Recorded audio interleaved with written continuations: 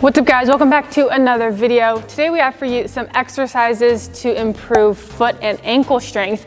So we've actually made a couple of videos about this in the past. This is something that we hold of really high value in our strength conditioning training for athletes and for Gen Pop, right? But this video specifically strengthening the feet and the ankles for athletic development. And so we give you some exercises, some strength stuff, some plyometrics, how we like to go about it. It's super duper important, but hopefully you enjoy this. If you do, please give it a thumbs up. Please subscribe to the channel. We post new videos every Tuesdays and Thursdays, so make sure you subscribe to catch all of them. Hope you enjoy.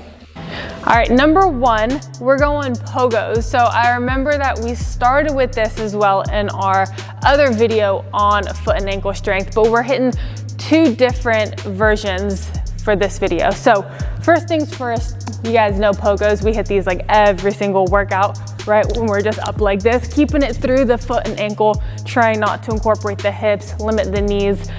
So these are super great. But for this video, we're hitting two separate things, like I said. So for this variation, every time we jump, we're gonna be pulling our toes to the top of our shoe.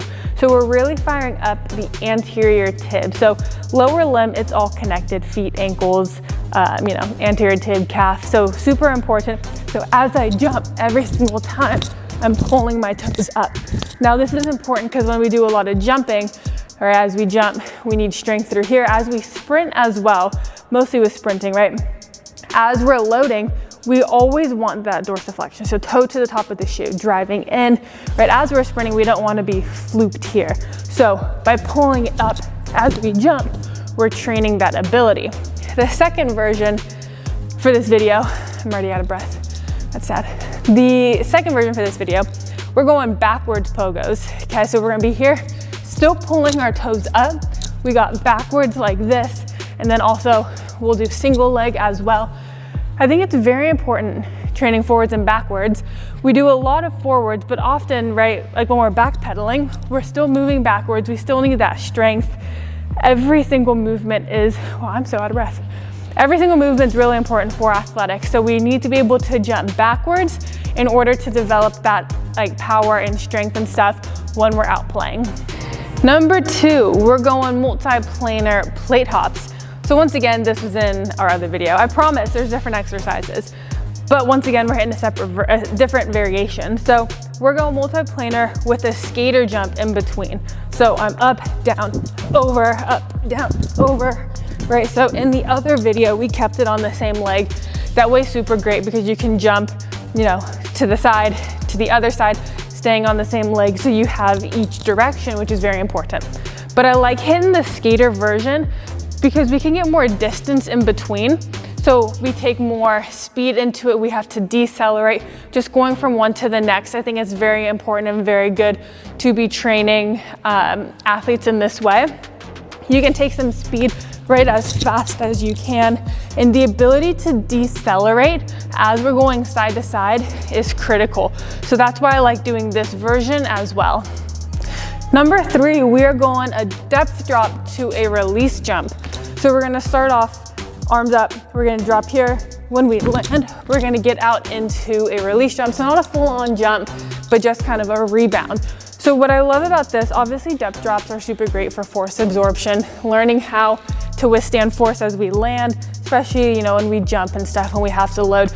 We have to be fantastic at deceleration and being able to reverse out of it. So in order to go from that to a jump, I like to add in this release jump. So it teaches the ability to decelerate fast and to utilize all that force, that energy to help spring you up.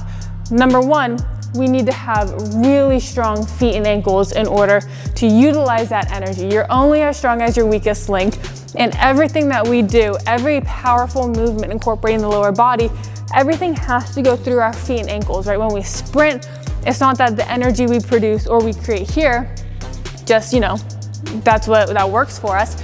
It all has to go through the line. Everything's gonna shoot through our foot into the ground, right? Reverse back out those ground reaction forces. So we have to have strength through our feet and our ankles, because if they can't handle that force, then you're gonna lose a lot of the energy you created. Number two, why I love doing this variation, is it works to build the ability to keep our heel up. So a lot of times people, their heel will collapse as they're trying to do a powerful movement.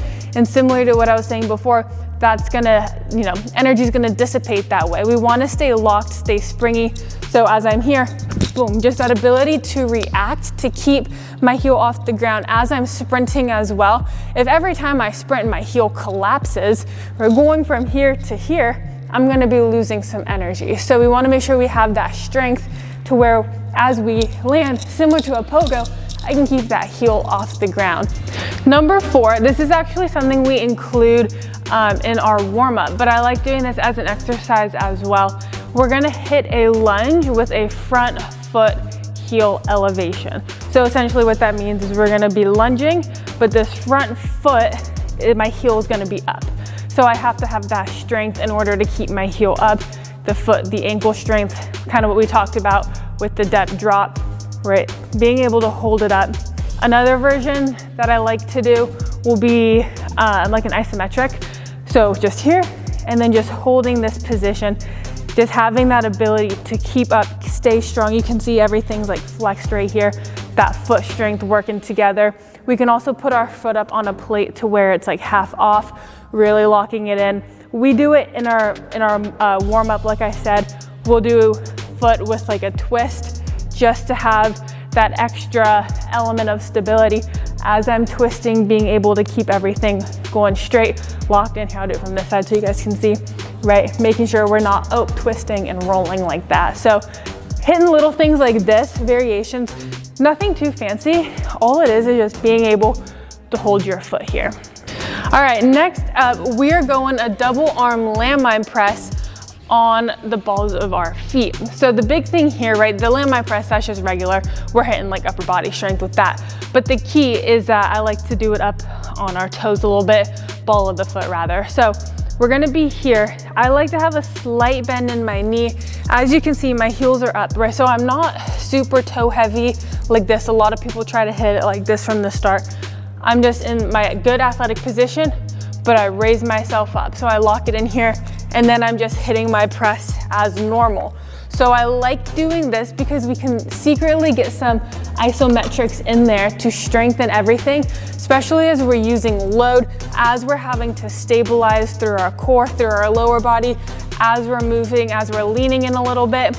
I do this probably not with every single landmine press we do, but with a lot of them, especially for our soccer players. Anytime we can sneak in foot and ankle strength, this is the way to do it. We had a lot of people who will come to us after ankle injuries and just sneaking stuff in like this, where all we're doing is just holding this position.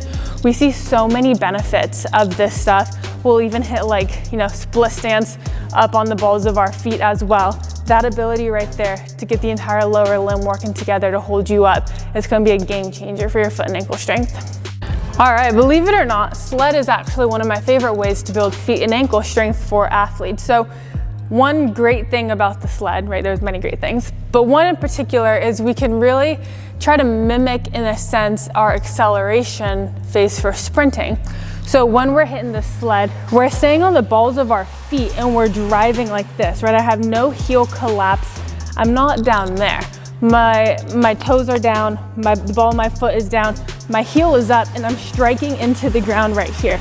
So that's mimicking that acceleration phase, being able to be strong and just drive into the ground, having no energy dissipate, right? Being able to just hit it and go. Same thing, like if I were to do a wall drill, right? This is a super common acceleration drill you do with athletes. When you're here, one up, you switch, right? Obviously like way faster. But what do you notice, right? I'm here, the ball of my foot is driving into the ground. I'm not collapsing that way when I do it. So when we hit sled, we can get a really good lean on there. Obviously we load it up, going a little light today, right? But we load it up, we get this really good lean, and I'm working on driving force into the ground in that flex state. Last but not least, this isn't necessarily an exercise, rather what you're exercising in. So it's super important we have good shoes that will allow you to build foot and ankle strength. A lot of people are fans of barefoot training. You've seen us do a lot of barefoot training in the past. A lot of our athletes, when they do certain exercises, I'll actually have them go barefoot because a lot of shoes nowadays are so bad for athletes. The heel is super high, right? It's not even. So you get a lot of, I'll say when they're hitting their exercises, the mechanics are all thrown off. Sometimes not even due to their own fault. We have a lot, like I said, with that high heel. So as they're going, they're really starting to lift here. I don't give them any cues other than take your shoes off and it's like perfectly normal. So you want to make sure that you're training in something that allows you to build up that foot and ankle strength, whether it's barefoot or a barefoot type of shoe. That's going to really help you build the strength, get your feet working, or get the proprioceptors fired up again. You don't want something that's like a cushion. It's essentially the same thing as putting your hand in a mitten and trying to do something super like intricate with your fingers. You don't want to lose that ability. Same thing with your feet. It's all about that dexterity, having that strength, the feel for the ground. So do what you want with that. I think it's very important. And so hopefully you guys enjoyed this video. If you do, please give it a thumbs up, please subscribe, and we will catch you in the next one.